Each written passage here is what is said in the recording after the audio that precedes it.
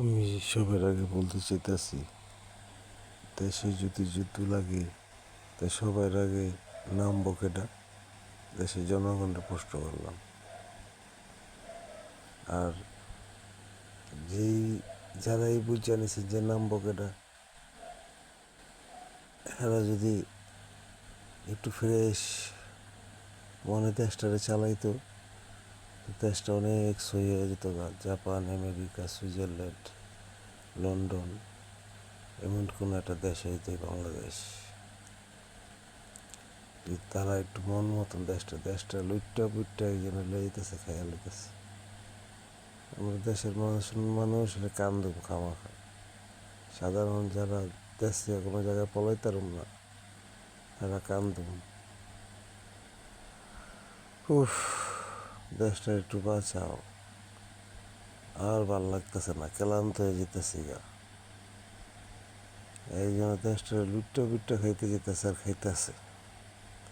কি যে মজা হয়েছে রে বইলে, লুট্টা পুট্টা কেমনে যে খায়। কবরে যে হিসাব দিব না, কবরে যে তো হিসাব দিতে হবে এক জায়গাতে ধরা। তুই আর তো খালি থাকবো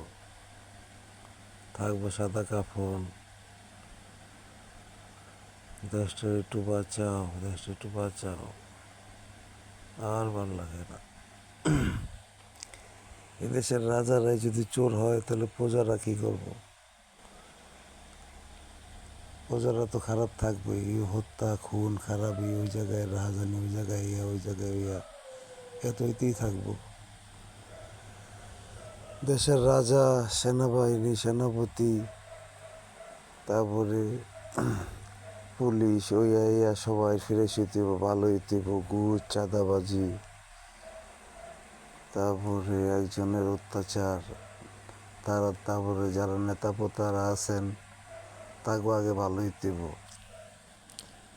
চিন্তা করেন না আর আপনি কয়দিন বাঁচবেন, আপনার পোলাপাইন কেমনে কি করবো, আপনার মতো নিব। এই মানুষের দইরা মইরা মাইরা দাইরা তারপরে খাইব। একটু তো চিন্তা করেন না যে কবরে যাইয়া, নেতারা চিন্তা করতারেন না কবরে যাইয়া ঘুমাইবেন, পোলায় কবর সামনে যেয়ে হাত দুইটা উড়ে আল্লাহ কাছে দোয়া করবো। এমন পোলা বানাই থিয়া যান। দেখতেছেন তো যে আপনার বাপ মরে গেছে, কি আপনার মা মরে গেছে, কয়দিন গেছেন কবরের সামনে।